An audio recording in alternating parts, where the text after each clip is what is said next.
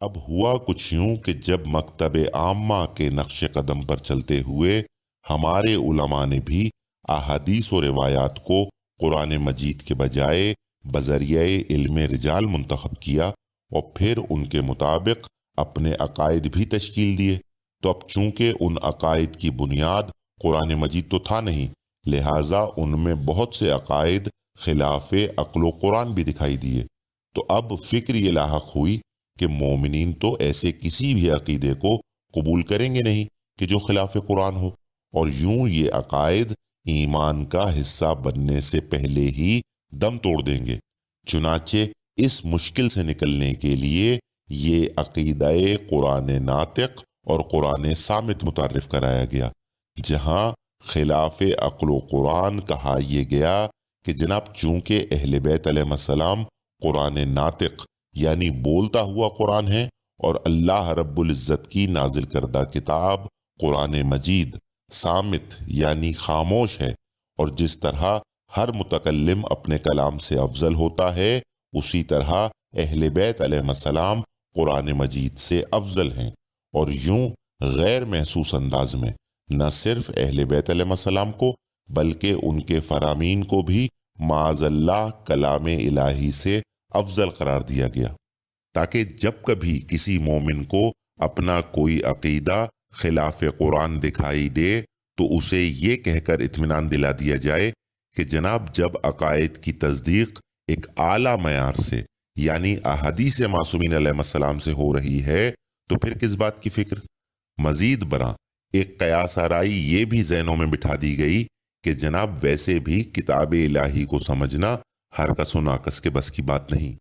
اب اس قیاس آرائی کی وضاحت میں انشاءاللہ مجلس کے آنے والے حصوں میں بیان کروں گا، لیکن ان قیاس آرائیوں کا ایک نتیجہ یہ برآمد ہوا کہ لوگ صحت احادیث پر نظر ثانی کرنے کے بجائے رعایت قرآن میں غور و فکر کرنے لگے، یعنی آیات قرآنی کی تعویلات اپنے موجودہ عقائد کے مطابق کی جانے لگیں۔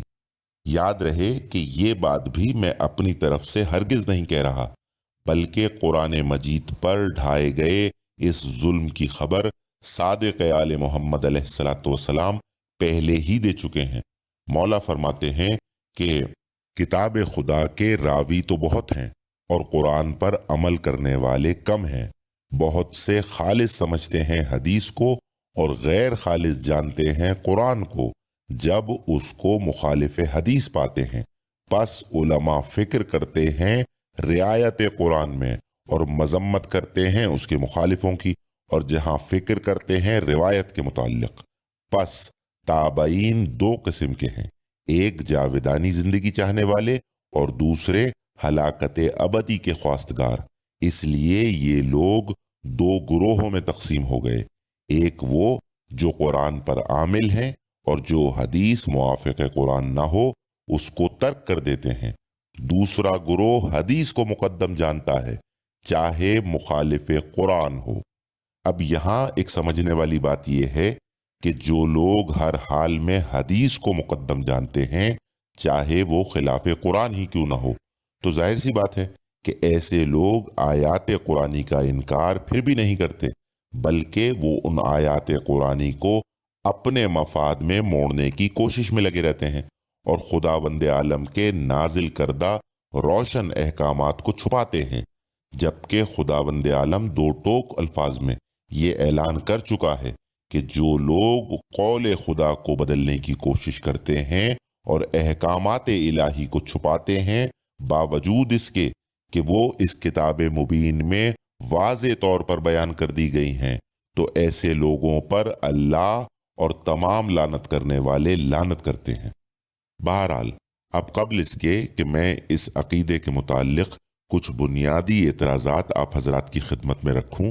یہاں ایک غور طلب بات یہ ہے کہ بالفرض اگر آپ کے اس عقیدے کو برحق تسلیم کر بھی لیا جائے تب بھی اس سے قبولیت احادیث و روایات پر اس لیے کوئی فرق نہیں پڑتا کیونکہ جس علم کے تحت آپ نے ان احادیث و روایات کو منتخب کیا ہے اس کی اپنی بنیاد نہ تو قرآن مجید پر استوار ہے اور نہ ہی احادیث معصومین علیہ السلام پر، बल्कि दर हकीकत उसकी बुनियाद आप ही जैसे कुछ नाक़िसीन की आरा हैं कि जो किसी भी हदीस को सही या गलत करार देती हैं, अब चाहे वो नाक़िसीन रुवात अहदीस हों या कुतुबे रिजाल मुरत्तब करने वाले।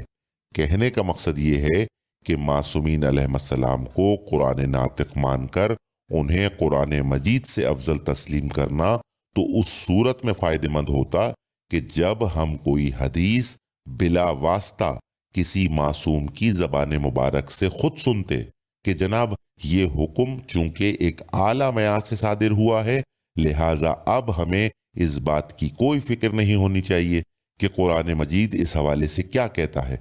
लेकिन जनाब वाला, जब ये बात आज तमाम मकातिब फ़िक्र बिला इख्तिलाफ तस्लीम करते हैं कि आज जितनी भी अहादीस और रिवायात हमारे पास मौजूद हैं, वो तमाम की तमाम कुछ गुनाहगारों के वसीले से होकर हम तक पहुंची हैं, तो अब इन अहादीस की हुज्जियत साबित करने के लिए सिर्फ मासूमीन अलैहिस्सलाम ही को कुरान मजीद से अफजल साबित कर देना काफ़ी नहीं है, बल्कि ज़रूरत इस बात की है कि उन नाक़िसीन को भी हुज्जत साबित किया जाए जिनके वसीले से ये अहादीस हमें मिली हैं, और न सिर्फ हुज्जत साबित किया जाए बल्कि माज़अल्लाह उन नाक़िसीन को अहादीस मासूमीन अलैहिस्सलाम से अफजल भी साबित किया जाए, क्योंकि अक्ल का तकाजा ये है कि तस्दीक करने वाला हर हाल में उस चीज़ से ज़्यादा काबिल और बाएतमाद होना चाहिए जिस चीज़ की वो तस्दीक कर रहा है, और यही दस्तूर आज दुनिया के हर मजहब व मिल्लत में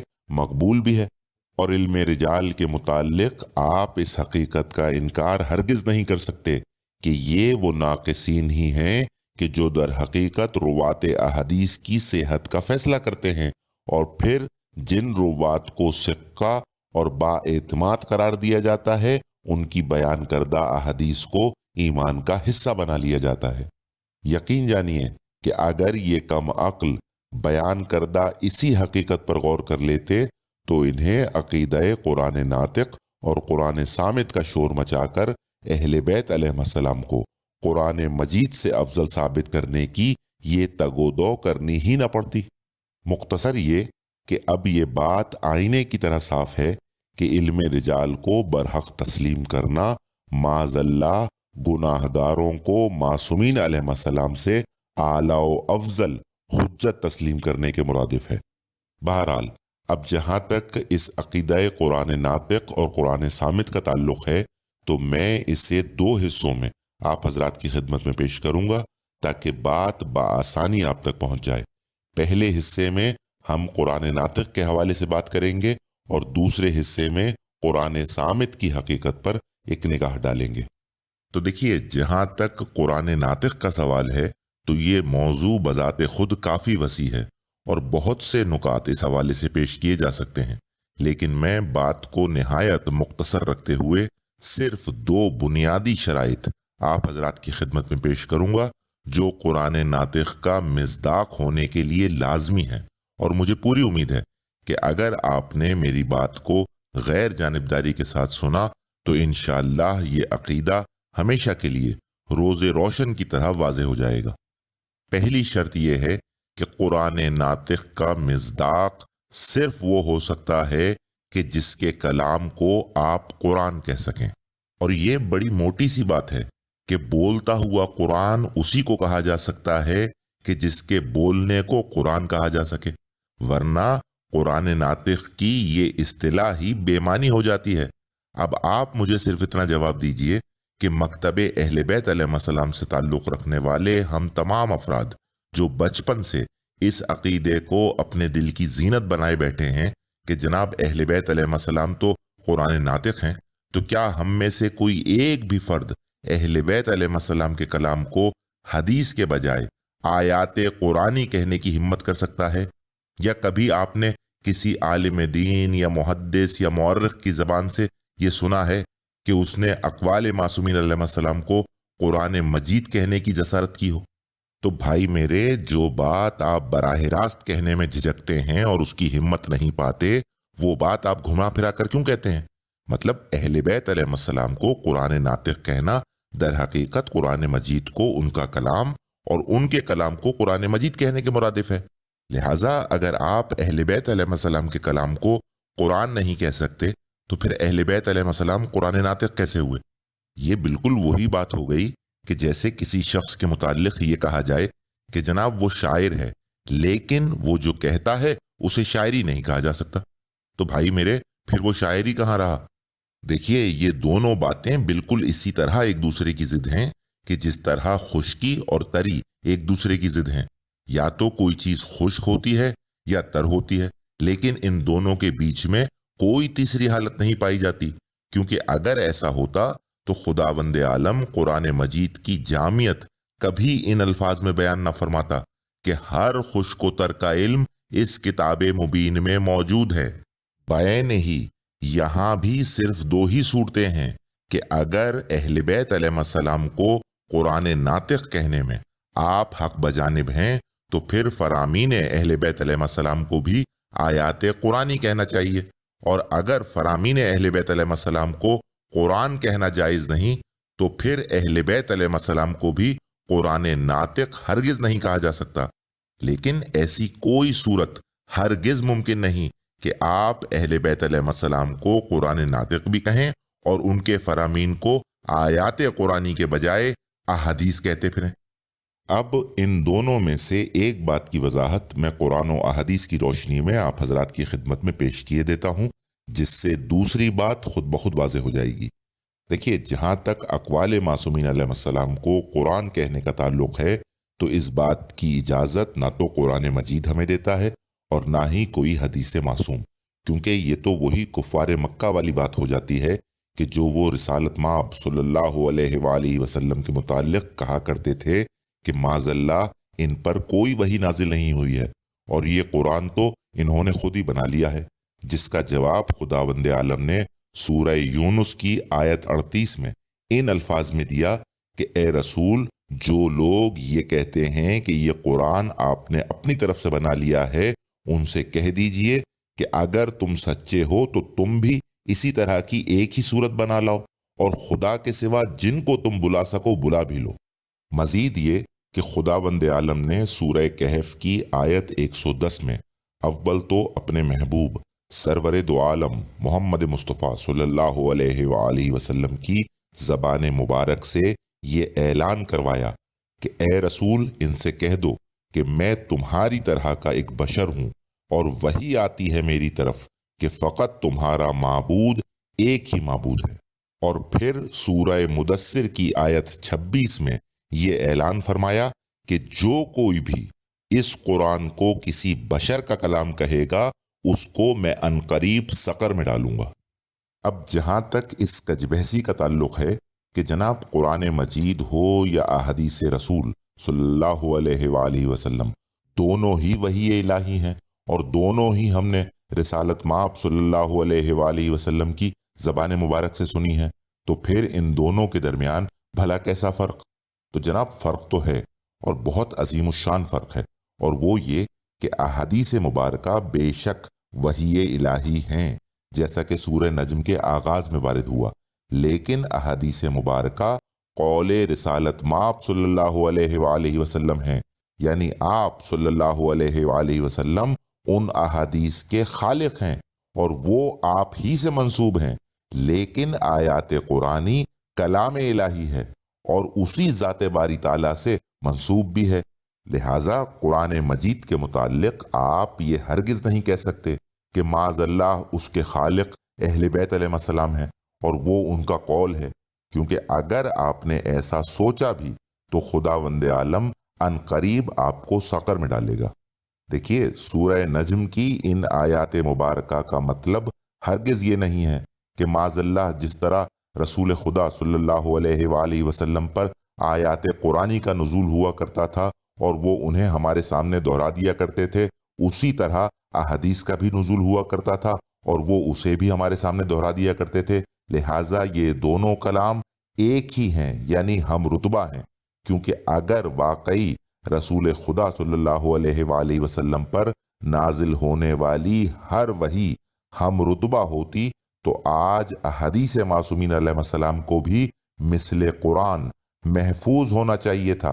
کیونکہ سورہ ہجر کی آیت 9 میں خداوند عالم نے قرآن مجید کا نام لے کر اس کی حفاظت کا ذمہ نہیں اٹھایا، بلکہ کیا فرمایا کہ ہم ہی نے یہ ذکر نازل کیا ہے اور ہم ہی اس کی حفاظت کرنے والے ہیں۔ یہی وجہ ہے کہ ایک طرف تو خداوند عالم قرآن مجید کی حفاظت کا ثبوت ان الفاظ میں بیان فرماتا ہے کہ تمام انس و جن مل کر بھی قرآن مجید کی مثل کوئی ایک سورہ بھی نہیں بنا سکتے، لیکن دوسری طرف رسالت مآب صلی اللہ علیہ وآلہ وسلم خود اپنی احادیث کی عدم حفاظت کا اظہار یوں فرماتے ہیں کہ اے لوگو، مجھ پر لوگوں کی اکثریت جھوٹ باندھتی ہے، اور پھر آگے امیر المومنین علیہ الصلوۃ والسلام فرماتے ہیں کہ رسول اللہ صلی اللہ علیہ وآلہ وسلم کے وصال کے بعد بھی ان پر جھوٹ باندھا گیا، کثرت سے جھوٹی احادیث بنا کر آپ صلی اللہ علیہ وآلہ وسلم سے منسوب کی گئیں۔ اب بتائیے کہ اگر وحی الہی ہونے کے ناطے احادیث معصومین علیہ السلام قرآن مجید کے ہم رتبہ ہیں، تو پھر ان دونوں میں سے ایک محفوظ اور دوسری غیر محفوظ کیسے ہے؟ دیکھیے، ضرورت اس بات کو سمجھنے کی ہے کہ اپنے کلام کو ادا کرنے میں اور کسی اور کے کلام کو دہرانے میں بڑا فرق ہوتا ہے، اور اس کی وجہ یہ ہے کہ جب کسی دوسرے کی بات کو دہرایا جاتا ہے تو وہ دہرائی گئی بات اس تصدیق کی محتاج ہوتی ہے کہ آیا وہ اصل بات کے مطابق ہے بھی یا نہیں۔ یہی وجہ ہے کہ خود معصومین علیہ السلام نے بھی اپنے آپ سے منسوب احادیث کے متعلق قدم قدم پر یہی تنبیہ فرمائی کہ ہماری احادیث کو قرآن مجید پر پرکھو، اگر وہ مطابق قرآن ہوں تو وہ ہمارا کلام ہے، اسے قبول کر لو، اور اگر وہ مطابق قرآن نہ ہو تو وہ ہمارا کلام نہیں، اسے رد کر دو۔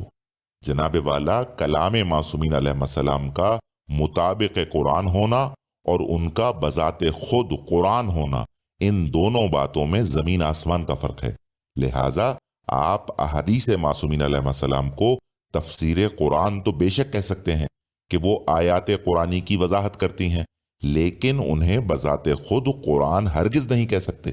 اور ویسے بھی جس کلام کی قبولیت کا دار و مدار تصدیق قرآن پر منحصر ہو، وہ خود قرآن کیسے ہو سکتا ہے؟ جبکہ قرآن وہ لازوال حقیقت ہے کہ جسے کسی تصدیق کی کوئی حاجت نہیں۔ لہٰذا جو بات اہل بیت علیہ السلام نے اپنی احادیث کے متعلق بیان فرمائی کہ وہ ہر حال میں 100% مطابق قرآن ہوں گی، وہی بات خداوند عالم نے سورہ نجم کی ان ابتدائی آیات میں بھی بیان فرمائی، جن کا سیدھا اور صاف مفہوم یہ ہے کہ اہل بیت علیہ السلام وہی فرماتے ہیں جو اللہ رب العزت فرماتا ہے، اور وہ وہی چاہتے ہیں کہ جو اللہ چاہتا ہے۔ اور اس بات کی تصدیق خود معصومین علیہ السلام بھی بارہا فرما چکے ہیں۔ ایک جگہ حضرت امام حسن عسکری علیہ السلام سورہ تکویر کی آخری آیت کا حوالہ دیتے ہوئے یہ فرماتے ہیں کہ ہمارے قلوب خدا کی مشیت کا ظرف ہیں، جب وہ چاہتا ہے ہم چاہتے ہیں، اور وہ خود فرماتا ہے کہ اے اہل بیت، تم بس وہی چاہتے ہو جو خدا چاہتا ہے۔ اب اگر کوئی سورہ تکویر کی اس آیت 29 کو بنیاد بنا کر اس فرمان امام علیہ السلام پر کوئی اعتراض کرے کہ جناب اس آیہ مبارکہ میں اہل بیت علیہ السلام کا نام تو کہیں موجود نہیں، تو دیکھیے اس کا ایک عقلی جواب تو یہ ہے کہ اگر اس آیہ مبارکہ کے مصداق اللہ کے کچھ مخصوص بندے نہیں ہیں اور اس سے مراد تمام خلق خدا ہے، تو پھر یہ بتائیے کہ تمام اہل جہان کی چاہتیں ایک دوسرے سے مختلف کیوں ہیں؟ اور پھر یہ کون لوگ ہیں کہ جن کا ذکر خداوند عالم قدم قدم پر ان الفاظ میں بیان فرماتا ہے کہ جو لوگ خدا کے قول کو بدلنا چاہتے ہیں اور اس کے واضح احکامات کو چھپاتے ہیں، ان پر اللہ اور تمام لعنت کرنے والے لعنت کرتے ہیں۔ مزید برآں اگر سورہ تکویر کی اس زیر بحث آیہ مبارکہ سے پیشتر 2 آیات اور پڑھ لی جائیں تو یہ اعتراض بھی سرے سے دور ہو جائے کہ جہاں اول تو خداوند عالم عمومیت کے ساتھ اپنی تمام مخلوق کے حوالے سے یہ اعلان کرتا ہے کہ اہل جہان میں سے جو کوئی سیدھی راہ چلنا چاہتا ہے، یہ قرآن اس کے لیے نصیحت ہے، جس کا واضح مفہوم یہ ہے کہ اہل جہان میں کچھ لوگ ایسے بھی ہیں جو سیدھی راہ نہیں چلنا چاہتے، مطلب ان کی چاہت اور اللہ کی چاہت ایک نہیں ہے۔ اور اس کے بعد اللہ رب العزت اپنے کچھ مخصوص بندوں کی شان یوں بیان کرتا ہے کہ وہ بس وہی چاہتے ہیں کہ جو خدا چاہتا ہے۔ لہٰذا پیش کردہ ان حوالہ جات سے اہل بیت علیہ السلام کی چاہت اور ان کا قول تو بے شک مطابق قرآن ثابت ہوتا ہے، لیکن اس کے باوجود ان کے اقوال کو قرآن مجید کہنا اس لیے جائز نہیں، کیونکہ یہ بات میں اسی مجلس کے پہلے حصے میں کافی تفصیل کے ساتھ بیان کر چکا ہوں کہ احادیث معصومین علیہ السلام کے متعلق تو یہ اجازت ضرور موجود ہے کہ انہیں آپ اپنے الفاظ میں بیان کر سکتے ہیں، بشرط یہ کہ احادیث کے معنی و مفہوم پر کوئی حرف نہ آئے۔ لیکن قرآن مجید کے سلسلے میں اس بات کی بھی کوئی اجازت کہیں سے کہیں تک موجود نہیں کہ کوئی خلق خدا اس کی آیات کو اپنے الفاظ میں بیان کرے اور ان الفاظ کو آپ قرآن مجید کہہ سکیں۔ لہٰذا اب جب یہ بات پوری طرح واضح ہو چکی ہے کہ نہ تو احادیث معصومین علیہ السلام کو قرآن کہنا جائز ہے اور نہ ہی قرآن مجید کو کلام اہل بیت علیہ السلام، تو پھر بھلا اہل بیت علیہ السلام کو قرآن ناطق کہنا کیسے جائز ہو سکتا ہے؟ لیکن اگر اس کے باوجود بھی آپ اہل بیت علیہ السلام کو قرآن ناطق کہنے پر بضد ہیں، تو یہ بتائیے کہ اہل بیت علیہ السلام کو قرآن ناطق کہنا ان کے لیے باعث شرف ہے یا نہیں؟ اگر ہے تو یہ چیز تو خود قرآن مجید کو اہل بیت علیہ السلام سے افضل ثابت کر رہی ہے، اور وہ اس طرح کہ کسی بھی شے کو اس سے کم تر شے کے نام سے پکارنا اس کے لیے باعث تعظیم نہیں ہوا کرتا۔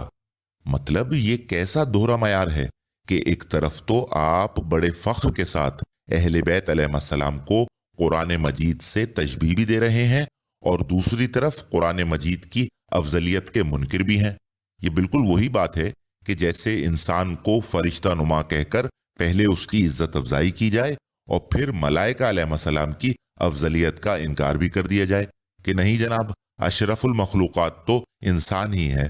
لہٰذا اہل بیت علیہ السلام کو قرآن ناطق کہنا خود اس بات کی دلیل ہے کہ یہ تشبیہ اہل بیت علیہ السلام کے لیے باعث عزت و شرف ہے کہ انہیں کسی افضل شے سے منسلک کیا جا رہا ہے۔ یہی وجہ ہے کہ خود معصومین علیہ السلام نے بھی قدم قدم پر بڑے فخر کے ساتھ اپنے آپ کو قرآن مجید سے تشبیہ دی ہے، جس طرح امیر المومنین علیہ السلام کا وہ مشہور زمانہ فرمان کہ جو کچھ تمام آسمانی کتابوں میں ہے وہ قرآن مجید میں ہے، اور جو کچھ قرآن مجید میں ہے وہ سورہ الحمد میں ہے، اور جو کچھ سورہ الحمد میں ہے وہ بسم اللہ الرحمن الرحیم میں ہے، اور جو کچھ بسم اللہ میں ہے وہ بسم اللہ کی بے میں ہے، اور جو کچھ اس بے میں ہے وہ اس بے کے نیچے لگے ہوئے نقطے میں ہے، اور پھر مولا فرماتے ہیں کہ وہ بے کے نیچے کا نقطہ میں ہوں۔ اب بتائیے کہ اگر اہل بیت علیہ السلام قرآن مجید سے افضل ہیں تو پھر جناب امیر علیہ السلام کا خود کو قرآن مجید کے ایک نقطے سے تعبیر کرنا ان کے لیے باعث شرف کیسے ہو سکتا ہے؟ اور یہی قرآن ناطق کا مصداق ہونے کے لیے دوسری شرط ہے کہ جس طرح ہر متکلم کا اپنے کلام سے افضل ہونا عقلی ہے، اسی طرح قرآن ناطق کا قرآن مجید سے افضل ہونا شرط لازم ہے۔ اور اس حقیقت سے نہ صرف ہر باشعور انسان بخوبی واقف ہے، بلکہ یہ ایک ایسی بدیہی بات ہے کہ جسے اپنے وجود کے حق میں کسی دلیل کی کوئی حاجت نہیں۔ مطلب جس طرح امیر المومنین علیہ السلام نہج البلاغہ سے افضل ہیں اور رسول خدا صلی اللہ علیہ وآلہ وسلم اپنی احادیث مبارکہ سے، بالکل اسی طرح قرآن ناطق کا قرآن مجید سے افضل و اعلیٰ ہونا بھی شرط لازم ہے۔ اور جیسا کہ میں نے عرض کیا کہ اہل بیت علیہ السلام کو قرآن ناطق بھی اسی لیے کہا جاتا ہے کہ کسی طرح انہیں کتاب الہی سے افضل ثابت کیا جا سکے۔ لیکن جناب والا، قرآن مجید احادیث کی کتاب نہیں ہے، یہ کلام الہی ہے، اور کسی کو کلام الہی سے افضل کہنا کوئی معمولی بات ہرگز نہیں ہے۔ لہٰذا ضروری ہے کہ جب آپ اتنا بڑا دعویٰ کر رہے ہیں تو اس دعوے کے حق میں کوئی دلیل بھی پیش کریں کہ جناب فلاں آیت قرآنی یا فلاں حدیث معصوم سے اہل بیت علیہ السلام قرآن مجید سے افضل و اعلیٰ ثابت ہوتے ہیں۔ بتائیے کہ ہے کچھ اس حوالے سے آپ کے پاس، یا یہ بات صرف دعوے ہی کی حد تک ہے؟ رہی بات ان فرامین معصومین علیہ السلام کی جن میں اہل بیت علیہ السلام کو قرآن ناطق کہا گیا ہے، تو ان فرامین کی حقیقت میں انشاءاللہ کچھ دیر میں آپ حضرات کی خدمت میں پیش کروں گا، لیکن فی الحال اتنا کہہ دینا کافی ہوگا کہ جناب وہ فرمان معصومین علیہ السلام ہی کیا کہ جن کی تصدیق قرآن مجید سے نہ ہوتی ہو۔ دیکھیے، حقیقت یہی ہے کہ آپ رہتی دنیا تک اپنے اس دعوے کے حق میں کوئی ایک معتبر حوالہ بھی ہرگز پیش نہیں کر سکتے، اور اس کی وجہ یہ ہے کہ جس طرح آیات قرآنی کے مابین تضاد ممکن نہیں، اسی طرح قرآن مجید اور احادیث معصومین علیہ السلام کے مابین بھی کوئی تضاد ممکن نہیں، اور آیات قرآنی اور فرامین معصومین علیہ السلام قدم قدم پر با الفاظ صاف یہی حقیقت بیان کرتے ہیں کہ قرآن مجید ہر لحاظ سے اہل بیت علیہ السلام سے افضل و اعلیٰ بھی ہے، اور اہل بیت علیہ السلام اس کے تابع بھی۔ اس حوالے سے دو چار نہیں بلکہ سینکڑوں حوالہ جات قرآن مجید اور کتب احادیث میں موجود ہیں، جن میں سے چند ایک میں آپ حضرات کی خدمت میں پیش کیے دیتا ہوں۔ سورہ احقاف کی آیت 9، جہاں خداوند عالم اپنے محبوب محمد مصطفیٰ صلی اللہ علیہ وآلہ وسلم کی زبان مبارک سے یہ اقرار کراتا ہے کہ بسم اللہ الرحمن الرحیم، قل ما کنت بدعا من الرسل، کہ اے رسول کہہ دو کہ میں کوئی انوکھا اور نیا رسول نہیں ہوں، وما ادری، اور مجھے ادراک نہیں، ما یفعل بی ولا بکم، کہ میرے ساتھ کیا سلوک کیا جائے گا اور تمہارے ساتھ کیا، ان اتبعو، اور میں اتباع نہیں کرتا، الا ما یوحا الیہ، مگر اسی کی جو میری طرف وحی آتی ہے، وما انا الا نذیر مبین، اور نہیں ہوں میں مگر واضح طور پر خبردار کرنے والا۔ اور یہی اقرار سورہ یونس کی آیت 15 میں بھی موجود ہے، جو میں نے آپ حضرات کی خدمت میں پیش کیا کہ اے رسول کہہ دو کہ مجھے اختیار نہیں کہ میں اس قرآن کو اپنی طرف سے بدل دوں، میں تو اسی کا اتباع کرتا ہوں کہ جو میری طرف وحی کیا جاتا ہے۔ اب ایک بات مجھے یہاں یہ بتائیے کہ اس آیہ مبارکہ میں وارد ہونے والے لفظ وحی میں کیا احادیث معصومین علیہ السلام بھی شامل ہیں؟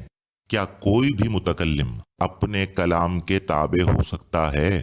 تو جناب جب خداوند عالم نے آیات قرآنی اور احادیث معصومین علیہ السلام کو وحی ہونے کے باوجود بھی ایک الفاظ میں یاد نہیں کیا،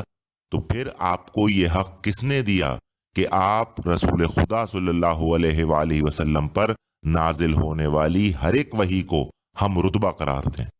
اچھا، یہی اقرار خود رسالت مآب صلی اللہ علیہ وآلہ وسلم کی متعدد احادیث میں بھی موجود ہے، جہاں مولا فرماتے ہیں کہ اے گروہ مردم، میں نے تمہیں جس حلال کی رہنمائی کی ہے اور جس حرام سے منع کیا ہے، میں نے یقیناً اس سے روگردانی نہیں کی ہے، اور نہ میں نے اس میں کوئی تبدیلی کی ہے۔ تم میرے اس اعتراف کا ذکر لوگوں سے بیان کرتے رہنا، اور اس کو یادداشت میں رکھنا، اور اس کی وصیحت بھی کرتے رہنا، اور دیکھو تم بھی اس میں تبدیلی اور تغیر نہ کرنا۔ اب بتائیے کہ مکتب اہل بیت علیہ السلام سے وابستہ کتنے لوگ ایسے ہیں جنہیں رسول خدا صلی اللہ علیہ وآلہ وسلم کی یہ وصیحت یاد ہے، اور وہ لوگوں سے اس کا ذکر کرتے ہیں کہ جس طرح رسالت مآب صلی اللہ علیہ وآلہ وسلم نے قرآن مجید کے تابع زندگی بسر کی، ہمیں بھی کرنی چاہیے، اور جس طرح انہوں نے قول خدا کو بدلنے کی کوشش نہیں کی، ہمیں بھی آیات قرآنی کی تعویلات اپنے مفاد میں نہیں کرنی چاہیے۔ بہرحال آگے سنیے، سورہ یونس کی آیت 109 میں رسول خدا صلی اللہ علیہ وآلہ وسلم کو حکم باری تعالیٰ یہ ہوتا ہے کہ بسم اللہ الرحمن الرحیم واتبع ما یوحا الیک، کہ اتباع کر اس کا جو وحی کیا گیا تیری طرف، وصبر اور صبر کر، حتی یحکم اللہ، یہاں تک کہ اللہ فیصلہ کر دے، وَهُوَ خیر الحاکمین، اور بے شک وہ سب سے بہتر فیصلہ کرنے والا ہے۔ لہٰذا اب یہ بات آئینے کی طرح صاف ہے کہ معاذ اللہ کتاب الہی اہل بیت علیہ السلام کتابیں نہیں، بلکہ اہل بیت علیہ السلام کتاب الہی کتابیں ہیں، اور نہ صرف تابع ہیں بلکہ یہ کتاب اہل بیت علیہ السلام سمیت تمام خلق خدا کے لیے واحد جائے پناہ بھی ہے۔ چنانچہ سورہ کہف کی آیت 27 میں رسول خدا صلی اللہ علیہ وآلہ وسلم کو حکم باری تعالیٰ یہ ہوتا ہے کہ بسم اللہ الرحمن الرحیم وَاتْلُ مَا أُوحِیَ إِلَيْكَ، اور تلاوت کر اس کی جو وحی کیا گیا ہے تیری طرف، من کتاب ربک، تیرے رب کی کتاب میں، لا مبدل لکلماتہ، اور کوئی اس کے کلمات کو بدلنے والا نہیں، وَلَن تَجِدَ مِن دُونِهِ مُلْتَحَدًا، ہرگز تو نہ پائے گا اس کے سوا کوئی جائے پناہ۔ جناب والا، جن ہستیوں کے قول و فعل کتاب الہی کے تابع ہوں انہیں معاذ اللہ کتاب الہی سے افضل کہنا کہاں کی شرافت ہے۔ دیکھیے، معصومین علیہ السلام نہ صرف قرآن مجید کے تابع اپنی زندگیاں بسر کیا کرتے تھے، بلکہ بحکم خدا اسی کتاب مبین کے مطابق لوگوں کے درمیان فیصلے بھی کیا کرتے تھے۔ دلیل سورہ مائدہ کی آیت 48، جہاں ارشاد قدرت یہ ہوتا ہے کہ بسم اللہ الرحمن الرحیم فَاحْكُم بَيْنَهُم بِمَا أَنزَلَ اللَّهُ، پس فیصلہ کر لوگوں کے درمیان اس کے مطابق جو اللہ نے نازل فرمایا ہے، وَلَا تَتَّبِعْ أَهْوَاءَهُمْ، اور نہ کرنا پیروی لوگوں کی خواہشوں کی، اما جاءک من الحق، جبکہ حق تیرے پاس آ چکا ہے۔ دیکھیے، جیسا کہ ہمارا ایمان ہے کہ خدا کی سنت میں کوئی تبدیلی ممکن نہیں، لہٰذا صرف اہل بیت علیہ السلام ہی نہیں بلکہ دیگر انبیاء و مرسلین علیہ السلام سمیت تمام خلق خدا کے لیے یہی حکم ہے کہ وہ اپنی زندگی کتاب الہی کے تابع بسر کریں اور کلام الہی کے مطابق لوگوں کے درمیان فیصلہ بھی کریں۔ پڑھیے اسی سورہ مائدہ کی آیت 44، جہاں قرآن مجید سے قبل نازل ہونے والی کتب الہی کے متعلق ارشاد قدرت یہ ہوتا ہے کہ بے شک ہم نے نازل فرمائی تورات، جس میں ہدایت اور روشنی ہے، حکم دیتے تھے اسی کے مطابق انبیاء جو فرما بردار تھے۔ اور پھر آیت کے اختتام پر خداوند عالم اپنی جملہ مخلوق کے لیے یہی حکم اتنے سخت الفاظ میں دہراتا ہے کہ جو اس کے مطابق حکم نہ دے جو اللہ نے نازل کیا ہے تو یہی لوگ کافر ہیں۔ اب مجھے صرف یہ بتائیے کہ جب انبیاء و مرسلین علیہ السلام سمیت تمام مومنین کے لیے ہمیشہ سے یہی لازم رہا ہے کہ وہ نہ صرف اپنی زندگی کتاب الہی کے ماتحت بسر کریں بلکہ اسی کے مطابق اپنا ہر فیصلہ بھی کریں، اور جو ایسا نہ کرے وہ خدا کی نظر میں کافر ہے، تو پھر آخر کیا سوچ کر یہ امت سچی اور جھوٹی احادیث کا اتنا اہم فیصلہ کرتے وقت قرآن مجید کو نظر انداز کر دیتی ہے۔ بہرحال یقین کیجئے کہ آپ حضرات سن سن کے تھک جائیں گے، لیکن وہ حوالہ جات ختم نہیں ہوں گے جو قرآن مجید کو ہر لحاظ سے اہل بیت علیہ السلام پر فضیلت عطا فرماتے ہیں۔ لیکن اس کے برخلاف میں پھر دعوے کے ساتھ کہتا ہوں کہ اہل بیت علیہ السلام کو قرآن ناطق کہہ کر انہیں معاذ اللہ کتاب الہی سے افضل سمجھنے والوں کے پاس اپنے اس عقیدے کے حق میں کوئی ایک بھی حوالہ موجود نہیں۔ مطلب مجھے یہ سمجھ میں نہیں آتا کہ آخر یہ لوگ کس کے کہے پر اہل بیت علیہ السلام کو قرآن مجید سے افضل سمجھتے ہیں؟ یہ تو وہی شہر بصرہ سے آنے والے شخص کا سا حساب ہو گیا کہ جس کا ذکر میں نے مجلس کے پہلے حصے میں آپ حضرات کی خدمت میں پیش کیا تھا، کہ جو امام جعفر صادق علیہ الصلوۃ والسلام کے تردید فرمانے کے باوجود بھی ان احادیث کو چھوڑنے کے لیے تیار نہیں تھا جو اس بدبخت کو کسی نے امام علیہ الصلوۃ والسلام ہی کے نام سے سنائی تھیں۔ ارے بھائی میرے، جب قرآن و احادیث قدم قدم پر قرآن مجید کو ثقل اکبر اور اہل بیت علیہ السلام کو ثقل اصغر بتا رہی ہیں، تو پھر اہل بیت علیہ السلام کو قرآن مجید سے افضل ماننے کی کیا تک بنتی ہے؟ کیا آپ رسالت مآب صلی اللہ علیہ وآلہ وسلم کے اس فرمان مبارک سے آگاہ نہیں جہاں مولا حدیث ثقلین کی وضاحت ان الفاظ میں بیان فرماتے ہیں کہ اے گروہ مردم، علی اور میری ذریت کے طیب و طاہر لوگ جو میرے صلب سے پیدا ہوں گے چھوٹے ثقل ہیں اور قرآن بزرگ ثقل ہے، یہ دونوں آپس میں جدا نہ ہوں گے یہاں تک کہ میرے پاس حوض کوثر پر وارد ہوں گے۔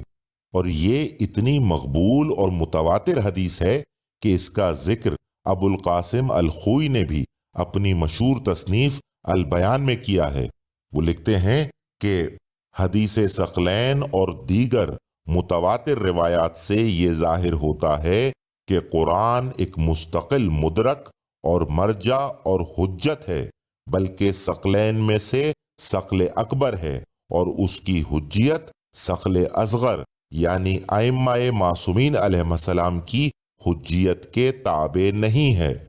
اور تو اور مستدرک حاکم کی جلد 4 صفحہ 226 پر حدیث نمبر 4576 میں جہاں مکمل حدیث ثقلین رقم ہے، وہاں بھی یہ الفاظ دیکھے جا سکتے ہیں کہ جہاں رسول خدا صلی اللہ علیہ وآلہ وسلم فرماتے ہیں کہ انی قد ترکت فیکم الثقلین، کہ میں تم میں 2 گراں قدر چیزیں چھوڑ چکا ہوں۔ یہ ترکتو ماضی کا صیغہ ہے۔ احدہما اکبر من آخر، جن میں سے ایک دوسری سے اکبر ہے، کتاب اللہ تعالی و اطرتی، اللہ کی کتاب اور میری اطرت، فانظروا کیف تخلفونی فیہما، سوچ سمجھ لو کہ تمہیں ان کے ساتھ کیسا سلوک کرنا ہے۔ فَإِنِّهُمَا لَن يَتَفَرَّقَا حَتَّى يَرِدَ عَلَيَّ الْحَوْض، اور یہ دونوں ایک دوسرے سے جدا نہ ہوں گے یہاں تک کہ حوض کوثر پر میرے پاس وارد ہوں گے۔ اور حدیث کے اختتام پر یہ بھی پڑھ لیجئے کہ ھذا حدیث صحیح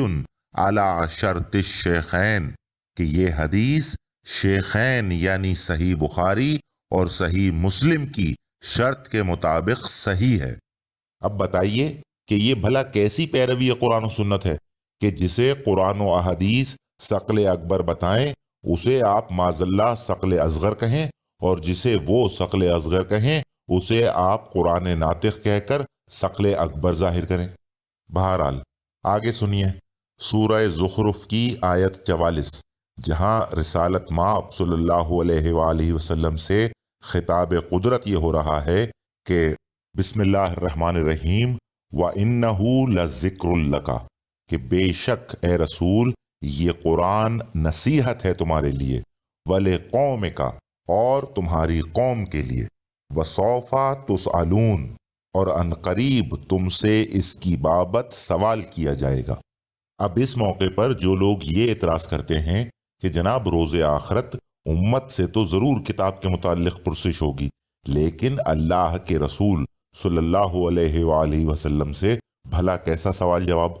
تو جناب پہلے تو آپ ایک بار پھر اس آیہ مبارکہ کو ذرا آنکھیں کھول کر پڑھیں، کیونکہ اول تو یہاں بالفاظ صاف اس قرآن مجید کو قوم کے لیے نصیحت بتانے سے پہلے خود رسالت مآب صلی اللہ علیہ وآلہ وسلم کے لیے نصیحت بتایا گیا ہے، اور پھر آیت کے اگلے حصے میں کسی استثناء کے بغیر یہ کہا گیا ہے کہ جس کسی کے لیے یہ قرآن نصیحت ہے روز آخرت اس سے سوال کیا جائے گا۔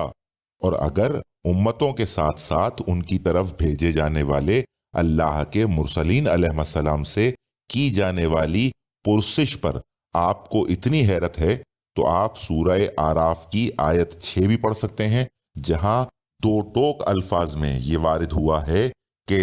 بسم اللہ الرحمن الرحیم فَلَنَسْأَلَنَّ الَّذِينَ أُرْسِلَ إِلَيْهِمْ، کہ ہم ضرور پوچھیں گے ان لوگوں سے بھیجے گئے تھے رسول جن کی طرف، وَلَنَسْأَلَنَّ الْمُرْسَلِينَ، اور ہم ضرور پوچھیں گے رسولوں سے بھی۔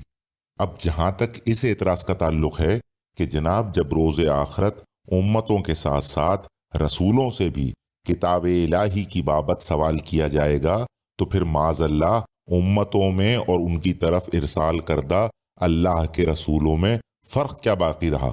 تو جناب آپ کا یہ اعتراض اول تو اس لیے بے بنیاد ہے کہ یہ بات میں بارہا دہرا چکا ہوں کہ ازروع قرآن اگر کوئی ایک لفظ دو مختلف ہستیوں کے لیے استعمال ہوتا ہے تو اس لفظ کی معنویت اور آفاقیت میں اتنا ہی فرق پڑ جاتا ہے جتنا ان دو ہستیوں کے مراتب میں فرق ہوتا ہے۔ لہٰذا آپ نے یہ کیسے سمجھ لیا کہ خداوند عالم روز آخرت جس انداز میں امتوں کی پکڑ کرے گا اسی انداز میں اپنے رسولوں سے بھی سوال کرے گا؟ اور جہاں تک آیت میں وارد ہونے والے لفظ قوم رسالت مآب صلی اللہ علیہ وآلہ وسلم کا تعلق ہے تو اس سے مراد جہاں بالعموم امت محمدی صلی اللہ علیہ وآلہ وسلم ہے، وہاں بالخصوص اس کے مصداق اول تو خود اہل بیت علیہ السلام ہوئے، یا معاذ اللہ آپ اہل بیت علیہ السلام کو امت رسالت مآب صلی اللہ علیہ وآلہ وسلم نہیں سمجھتے؟ دلیل ابو جعفر محمد بن حسن بن فروخ صفار نے آج سے تقریباً 1150 سال قبل اپنی مشہور زمانہ کتاب بصائر الدرجات کی پہلی جلد میں باب نمبر 18 کے ذیل میں اسی آیہ مبارکہ کی تفسیر میں متعدد فرامین معصومین علیہ السلام رقم کیے ہیں، اور تمام معصومین علیہ السلام نے با الفاظ صاف یہ فرمایا ہے کہ قوم رسالت مآب صلی اللہ علیہ وآلہ وسلم سے مراد ہم اہل بیت علیہ السلام ہیں کہ جن سے روز آخرت قرآن مجید کی بابت سوال کیا جائے گا۔ صادق آل محمد علیہ السلام فرماتے ہیں کہ ذکر قرآن ہے اور ہم آپ صلی اللہ علیہ وآلہ وسلم کی قوم ہیں، یعنی ہم ہی مسئول ہیں، یعنی وہ کہ جن سے سوال کیا جائے گا۔ آگے سنیے، رسول خدا صلی اللہ علیہ وآلہ وسلم فرماتے ہیں کہ اہل بیت علیہ السلام مسئول ہیں اور وہی اہل ذکر ہیں۔ حضرت امام علی رضا علیہ السلام فرماتے ہیں کہ وہ قوم ہم ہی ہیں۔ اسی طرح امام محمد باقر علیہ السلام فرماتے ہیں کہ رسول اللہ صلی اللہ علیہ وآلہ وسلم اور آپ کے اہل بیت علیہ السلام اہل ذکر ہیں اور وہی مسئول ہیں، یعنی تمام اہل بیت علیہ السلام سے روز آخرت قرآن مجید کی بابت سوال کیا جائے گا۔ اور پھر ایک اور مقام پر مولا فرماتے ہیں کہ ذکر سے مراد قرآن ہے اور آپ صلی اللہ علیہ وآلہ وسلم کی قوم ہم ہیں اور ہم ہی مسئول ہیں۔ لہٰذا جب دیگر خلق خدا کے ساتھ ساتھ اہل بیت علیہ السلام سے بھی قرآن مجید کی بابت سوال کیا جائے گا تو اس کا صاف اور سیدھا مطلب یہی ہے کہ بشمول اہل بیت علیہ السلام تمام خلق خدا اس کتاب الہی کے تابع ہے۔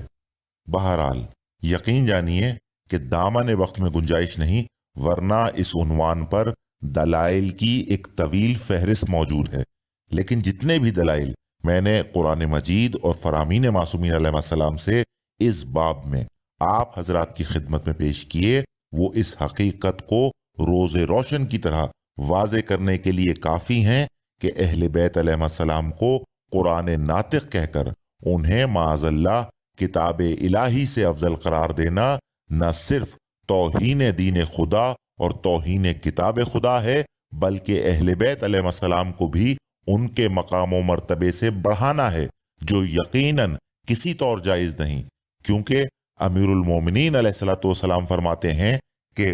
مجھ سے منسلک دو طرح کے لوگ جہنم کا ایندھن بنیں گے، ایک وہ جو مجھے میرے رتبے سے گراتے ہیں اور دوسرے وہ جو مجھے میرے رتبے سے بڑھاتے ہیں۔ بہرحال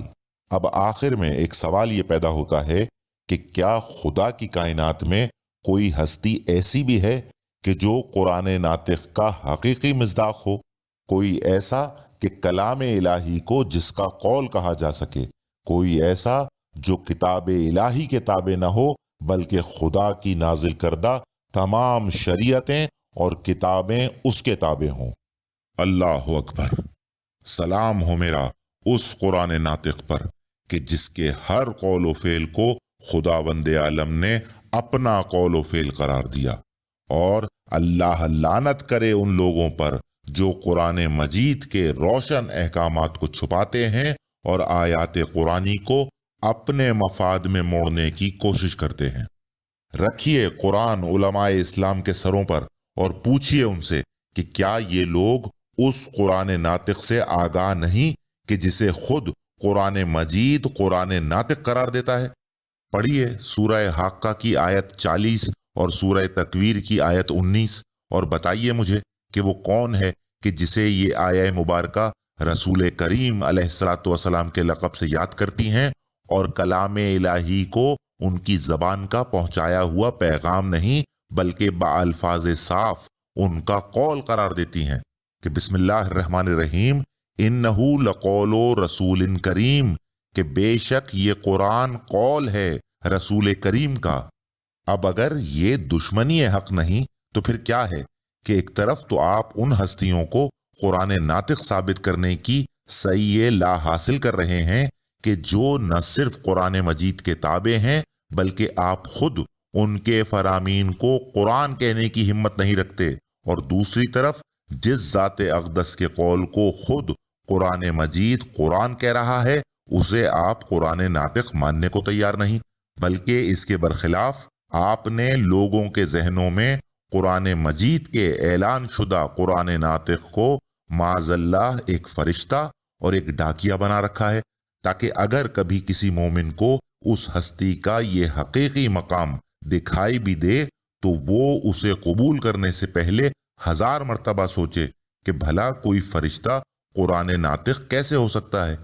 دیکھیے ویسے تو 1400 سال سے بلا اختلاف تمام مکاتب فکر ان آیات مبارکہ کا مصداق صرف اور صرف حضرت جبریل علیہ السلام ہی کو مانتے آئے ہیں، لیکن اس کے باوجود انہیں قرآن ناطق تسلیم نہ کرنے کا بنیادی سبب یہ ہے کہ اگر انہیں قرآن ناطق مان لیا گیا تو گویا انہیں قرآن مجید اور خود اہل بیت علیہ السلام سمیت تمام خلق خدا سے افضل بھی تسلیم کرنا پڑے گا۔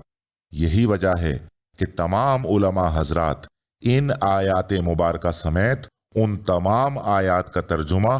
ممکنہ حد تک توڑ مروڑ کر پیش کرتے ہیں کہ جن میں حضرت جبریل علیہ السلام کی یہ شان مذکور ہے۔ مطلب ویسے جن الفاظ کا ترجمہ یہ لوگ مطابق لغت کرتے ہیں وہی الفاظ جب حضرت جبریل علیہ السلام کی شان میں وارد ہوتے ہیں تو یہی لوگ لغت کو اٹھا کر طاق پر رکھ دیتے ہیں اور جو دل چاہتا ہے وہ ترجمہ کرتے ہیں، چاہے وہ ترجمہ خلاف عقل و قرآن ہی کیوں نہ ہو اور چاہے اس کی وجہ سے عقائد میں تضاد ہی کیوں نہ پیدا ہو جائے، لیکن مجال ہے کہ یہ لوگ احکامات خداوندی کے سامنے سر تسلیم خم کر سکیں۔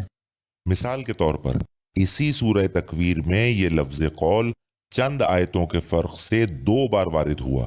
ایک جگہ کہا گیا کہ یہ قرآن رسول کریم کا قول ہے اور دوسری جگہ کہا گیا کہ یہ قرآن شیطان مردود کا قول نہیں ہے۔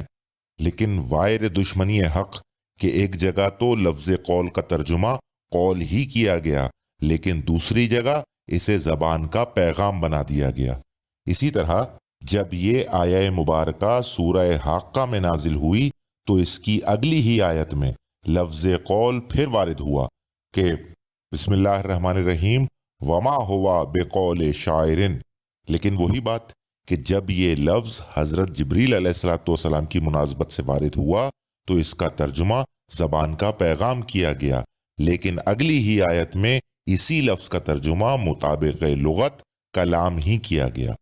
بہرحال اسی طرح لفظ رسول ہے کہ ویسے جہاں کہیں یہ لفظ وارد ہوا اس کا ترجمہ بلا اختلاف رسول ہی کیا گیا، لیکن جب کبھی خداوند عالم نے یہی لفظ حضرت جبریل علیہ الصلوۃ والسلام کے لیے استعمال کیا تو وہاں یا تو اس سے مراد رسالت مآب صلی اللہ علیہ وآلہ وسلم کو قرار دیا جاتا ہے کہ جس طرح آیہ میثاق اور سورہ بقرہ کی آیت 143 کی طرح متعدد آیات میں کیا گیا،